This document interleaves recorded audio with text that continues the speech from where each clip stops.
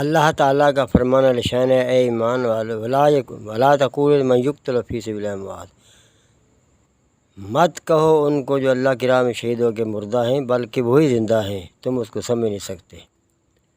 عزیزان گرامی قدر، میرا آج موضوع امام علی مقام امام حسین رضی اللہ تعالیٰ عنہ کا مدینے سے مکے کو روانہ ہونا، سبب کیا بنا۔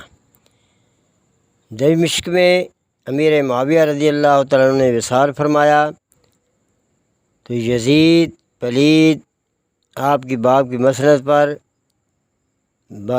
ترجمان یعنی بیٹھ گیا کر، خلیفہ بن کر، بادشاہ بن کر، ولی عہد بن کر، تو اس نے اپنے اطراف میں لوگوں کو اپنا بیعت کر لیا، اپنی حکومت جما لی۔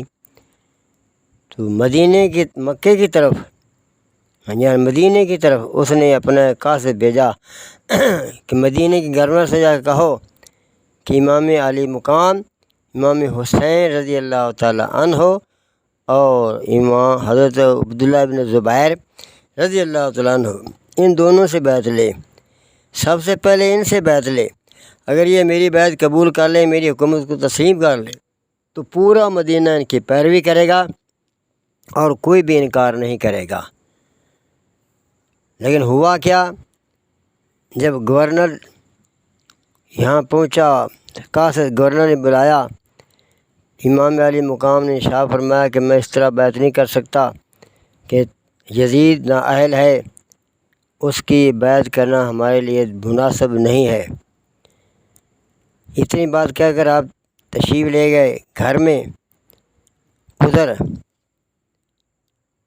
جو تھا قاصد واپس چلا گیا، ان کا جو منصوبہ تھا خاک بھی مل گیا۔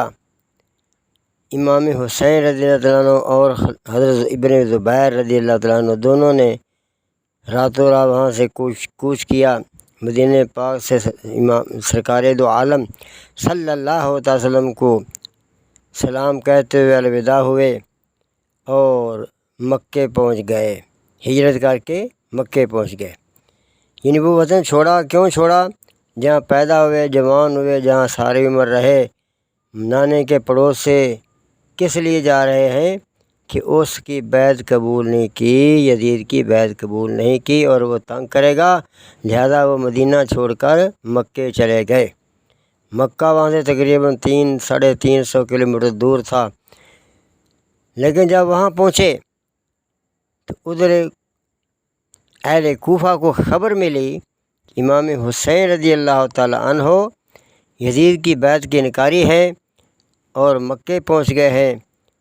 انہوں نے مل کر آپس میں میٹنگ کی کہ تم علی کے شیعہ ہو، علی کے گروہ ہو، علی کی پارٹی ہو، تم امام حسین کو یہاں بلا لو، ہم ان کی بیعت کریں گے اور مل جل کر رہیں گے، اللہ کی بارگاہ میں حاضری دیں گے۔ ہمارا کوئی امام نہیں، کوئی ہمارا قائد نہیں ہے، امام حسین سے درخواست کرو وہ ہماری تشریف لے آئیں۔ چنانچہ انہوں نے خط لکھنے شروع کر دیے۔ امام حسین رضی اللہ تعالیٰ انکار کر رہے ہیں، صحابہ روک رہے ہیں کہ کوفہ والوں کا کوئی اعتبار نہیں، کوفی لا یوفی ہیں، یہ وفا نہیں کریں گے، لیکن وہ اصرار کریں کہ ہم آپ کی جان و مال سے آپ کا اتفاق یعنی آپ کی ہر طرح کی خدمت کریں گے اور دفاع کریں گے، لہذا آپ ضرور تشریف لے آئیں۔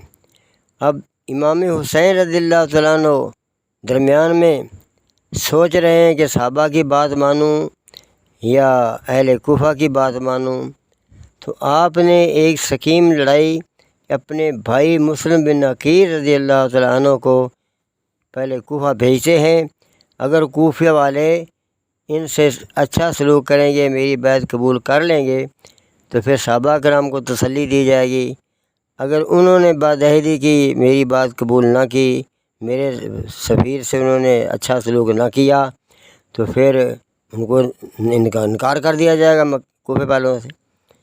چنانچہ مسلم بن عقیل رضی اللہ تعالیٰ عنہ حضور کے چچا، حضرت امام حسین کے چچا زاد بھائی ہیں، تو وہ وہاں پہنچے اپنے دونوں بیٹوں کو ساتھ لے کر۔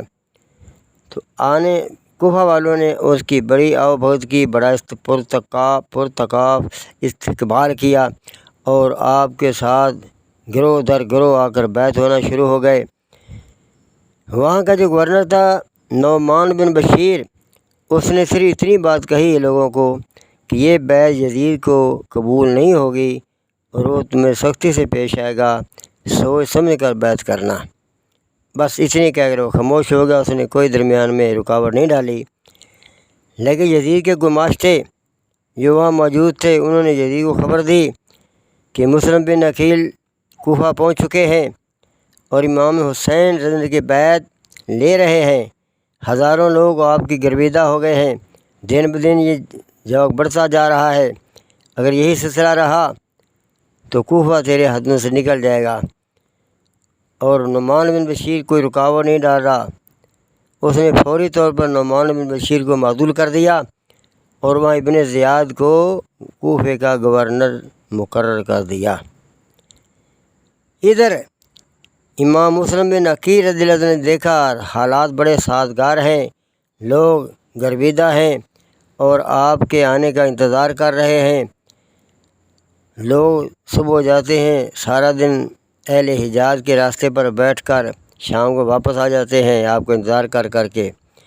تو آپ نے خط بھیج دیا کہ حضور تشریف لے آئیں، حالات بڑے اچھے ہیں، لوگ آپ کے گرویدہ ہیں اور ہزاروں کی تعداد میں آپ کے مرید ہو چکے ہیں۔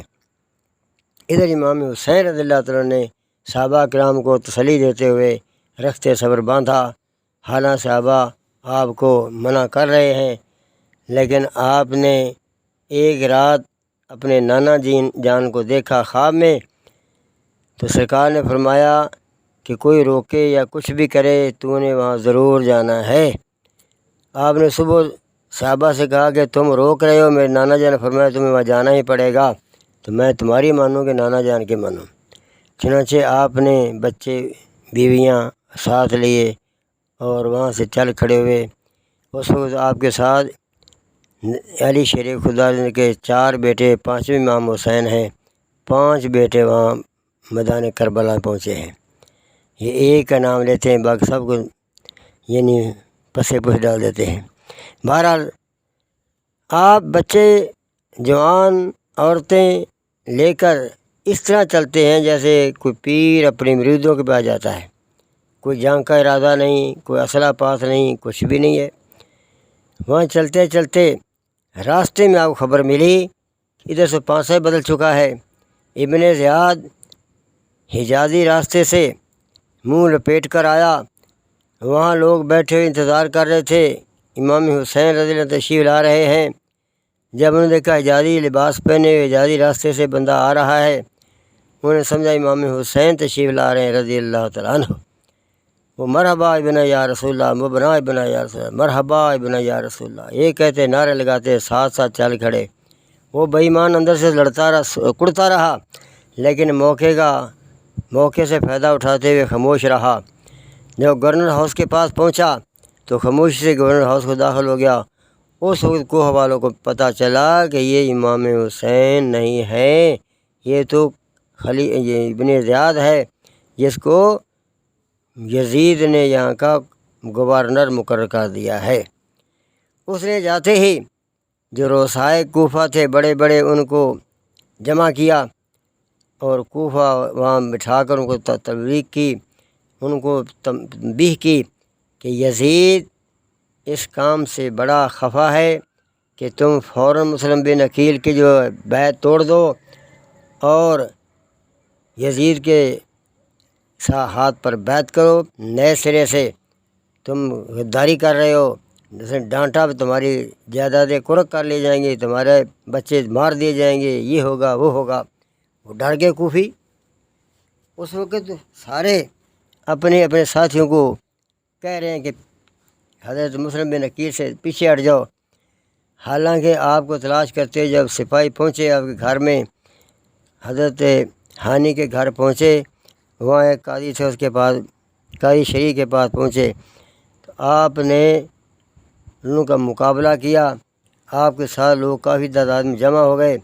جب اپنے روسا کا انہوں نے خطاب سنا، کوفہ کی دیواروں پر، اس کا یعنی گورنر ہاؤس کی دیواروں پر کھڑے ہو کے انہوں نے اپنے ساتھیوں کو منع کیا، تو تو سارے امام علی مقام کا حضرت مسلم بن عقیل کا ساتھ چھوڑ گئے، حتیٰ کہ جب مغرب کی نماز پڑھی تو 5000 آدمی ساتھ تھے، ذرا سلام پھیرا تو ایک بھی پیچھے نہیں ہے۔ مسلم بن عقیل گلی میں پھرتے ہیں، لوگ دروازے بند کیے ہوئے ہیں، پانی پلانے کے لیے تیار کوئی نہیں، بچے ساتھ ہیں، بڑے پریشان ہیں، اب جاؤں تو جاؤں کدھر؟ اپنی جان کا اتنا خطرہ نہیں جو امام حسین کی جو خط کا خطرہ ہے کہ وہ تو چل کھڑے ہوں گے، میری بات کبھی وہ رد نہیں کریں گے، ان کا کیا بنے گا؟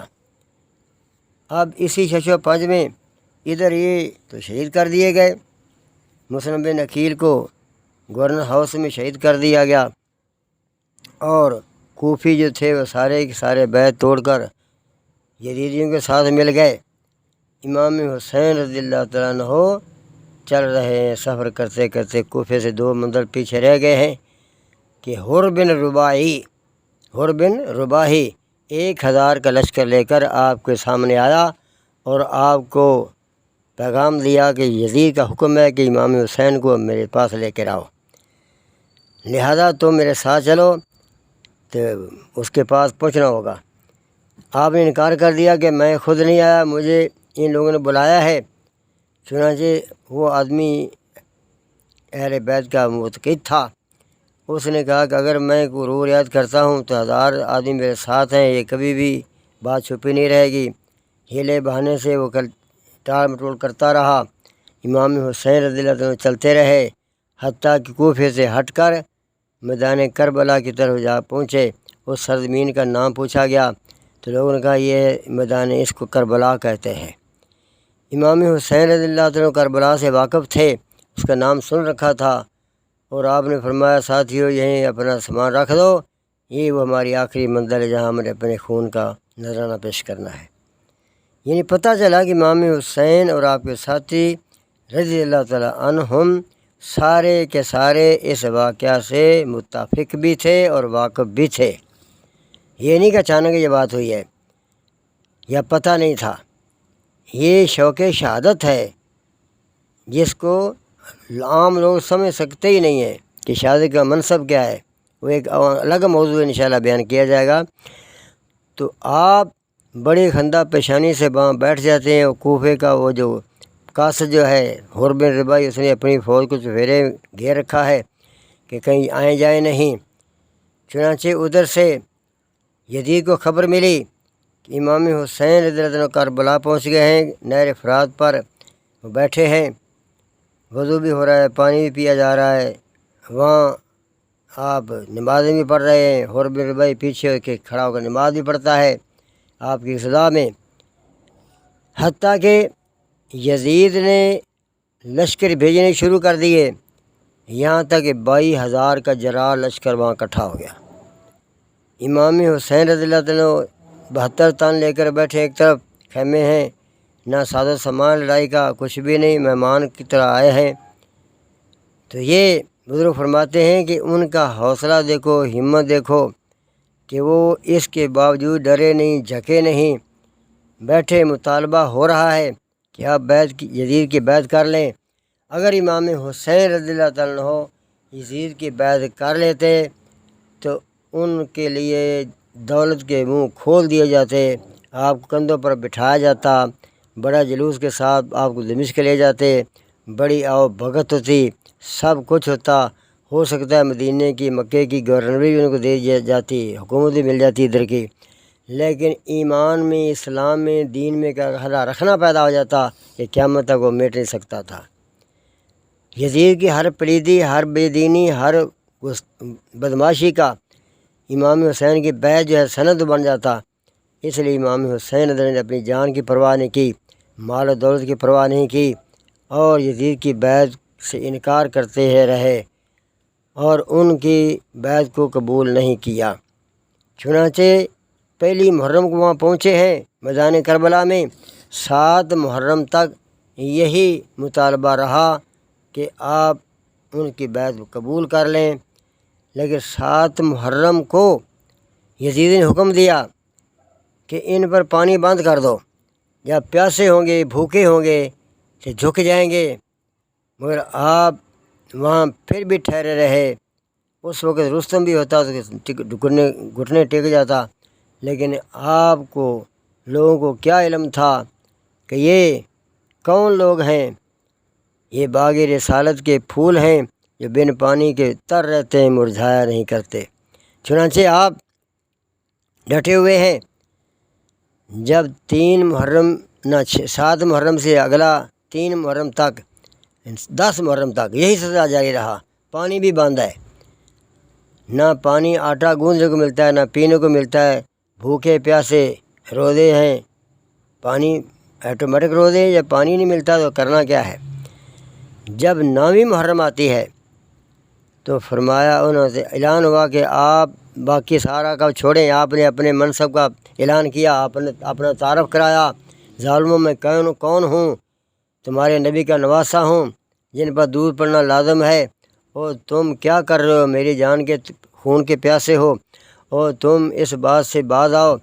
ان کا ہم تمہارے منصب کو جانتے ہیں، تمہارے فضائل سے واقف ہیں، لیکن یہ چیزیں اس وقت باس کے قابل نہیں ہیں۔ اب تو آپ یا بیعت کریں یا میدان میں اتریں، بس 2 ہی چیزیں ہیں۔ آپ نے رات کی مہلت مانگی، کل صبح انشاءاللہ جو ہوگا۔ اس رات کو سرکار دو عالم صلی اللہ علیہ وسلم پھر دوبارہ آپ نے یعنی خواب میں آئے اور فرمایا، اے میرے بیٹے صبر کرنا ہے، اور یہ گویا کہ پنجابی کہتے ہیں گڑ دا پجا اتھوں ہی لگنا ہے، کیونکہ میری زبان سے نکل چکا ہے کہ میرے دونوں شہزادے جنت کے سرداروں کے، جنت کے جن نوجوانوں کے سردار ہیں، تو سرداریاں مفت میں نہیں ملتی، یہ سب کچھ کرنا ہی پڑے گا۔ اور دعا بھی کی، اللہم آت الحسین صبر اجرا، اے اللہ میرے بیٹے حسین کو صبر بھی عطا فرما، اجر بھی عطا فرما۔ کچھ لوگ یہ کہتے ہیں، اس وقت کے بے دین خارجی قسم کے، وہ کہتے ہیں اگر علی شیر خدا کچھ کر سکتے، نبی کچھ کر سکتا، تو امام حسین کیوں اکیلے وہاں شہید ہو جاتے؟ عرض کی ہے کہ انہوں نے مدد کی ہے، اسی مدد سے یہ کامیاب ہوئے ہیں، ان کی دعا سے کامیاب ہوئے ہیں۔ اب ان کو پتہ کیا تھا کہ یہ منصب کون سا ہے، کیا ان کو مل رہا ہے، یہ انشاءاللہ بیان کیا جائے گا۔ پھر جب صبح ہوئی 10ویں محرم کو تو آپ نے کھڑے ہو کر پھر بیان کیا۔ رات کو آپ نے اپنے ساتھیوں سے کہا، رات کا اندھیرا کر دیا بجھا دیا، فرمایا بھائیوں، بھتیجوں، بھانجوں، دوستوں، احباب جو ساتھی ملے تھے ادھر ادھر کے، فرمایا تم سارے کے سارے کوچ کر جاؤ، اپنی جان بچاؤ، میری جان کو خطرہ ہے، جب میں یہاں موجود ہوں تو مجھے چھوڑ کر تمہارے پیچھے کوئی نہیں آئے گا۔ اب ان سب جاننے ساروں نے کہا کہ آپ کی شہادت کے بعد ہمارا جینا کس کام کا؟ ہم تو آپ کے سامنے شہادت کے پائیں گے اور آپ کے اوپر جانے نشاور کریں گے۔ چنانچہ امام علی مقام نے آخری حجت پوری کرتے ہوئے اپنا خطبہ دیا، مگر آگے سے جواب کیا ملا کہ ہم نے ایک دفعہ کہا کہ ہم آپ کے منصب کے جاننے والے ہیں، آپ کی تعریف پتہ ہے، آپ کے خاندان کو جانتے ہیں، لیکن یہ چیزیں اس وقت یعنی بات اس سے نہیں ہو رہی، بات یہ ہو رہی ہے کہ آپ یا بیعت کریں یا آدمی کو بھیجے میدان میں۔ امام علی مقام ابھی یہ باتیں کر رہے ہیں کہ بہت بڑا ان کا یعنی کہ طرح طرح کے لوگ آتے رہے، آپ امام حسین ایک ایک کو بھیج رہے ہیں میدان کارزار میں، تو وہ جاتے ہی بھوکا پیاسا کب تک لڑتا، آگے سے 22,000 کا لشکر ہے، کتنے کو مارتا، کتنے سے اگر جاتے شہید ہو جاتے۔ ایک ایک کو شہادت کا جام نوش فرماتے گئے، امام عالم کو اٹھاتے گئے، خیمے میں لاتے رہے، کتنا حوصلہ کتنی ہمت ہے۔ پھر جب 10ویں محرم کا وقت آیا، زور کا ٹائم ہوا، جمعے کا دن ہے، امام علی مقام اکیلے رہ گئے، تو آپ میدان میں آئے اور فرمایا اب بھی موقع ہے، اب بھی مجھے راستہ چھوڑو، میں چلا جاؤں، میں تمہیں اب بھی معاف کرتا ہوں۔ لیکن انہوں نے کہا ہم تجھے چھوڑنے کے لیے تیار نہیں ہیں۔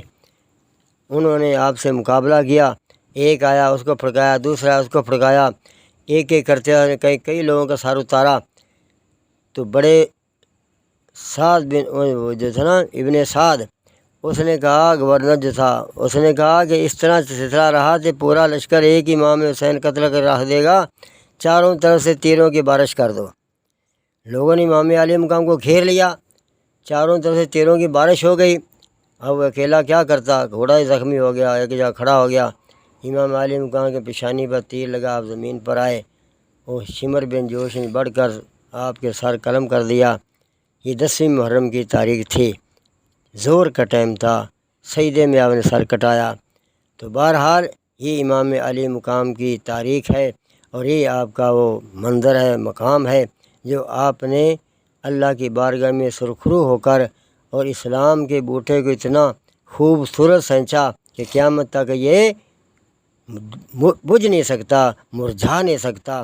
یہ اللہ تعالیٰ کے پیارے محبوب کے نواسے نے وہ کارنامہ سر انجام دیا ہے کہ دنیا میں نہ ایسے پہلے ہوا ہے، نہ بعد میں ہوگا۔